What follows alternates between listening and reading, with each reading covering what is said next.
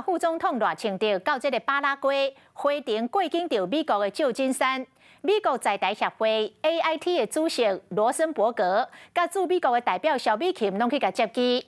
赖清德甲罗森伯格一个见面，就热情来握手拍招呼。随后两个人做伙来参加着当地侨民的宴会。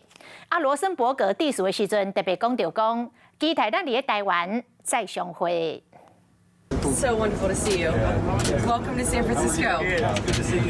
副总统赖清德一日到美国旧金山 AIT 的主席罗森伯格直接到飞机顶亲身接机，两人一见面就随握手表示欢迎。这一个就是20秒。How was your trip? You had a busy time in Paraguay.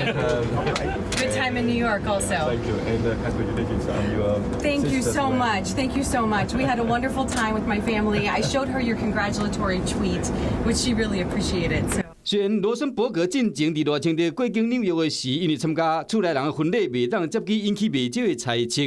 因过回程的时，罗森伯格甲萧美琴拢有出现，拍进前未少的支持。当然，这阵人嘛有准时来报道。反对台独！反对台独！一个中国！一个中国！ 因走到到夜到侨园的会场外口伫抗议，虽然讲好警方隔离伫饭店外口，不过这系中国民众，有人想要超过指定区，互警方赶回去。他自认为台独工作者，他这样搞分裂活动是不得人心的。没有一个人领钱，都是义工，都是发自我们内心的希望两岸团结。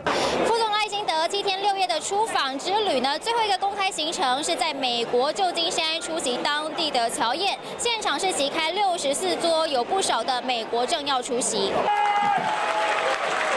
有几百位侨胞参加，罗森伯格甲美国前国安局长、前国土安全部长、甲黄宏城市长拢有到位。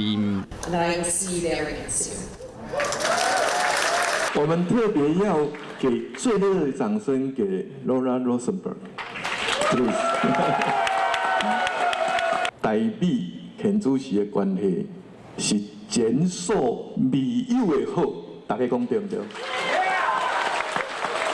随来赖清德坐飞机登来台湾，结束7天6暝出访行程。不过罗森伯格一句“台湾再相见”，这和台美之间的情谊会阁继续发展。Hello， 我是林仙怡。想要抢先掌握最及时的新闻资讯吗？赶快订阅、按赞、开启小铃铛，锁定华视新闻 YouTube 频道。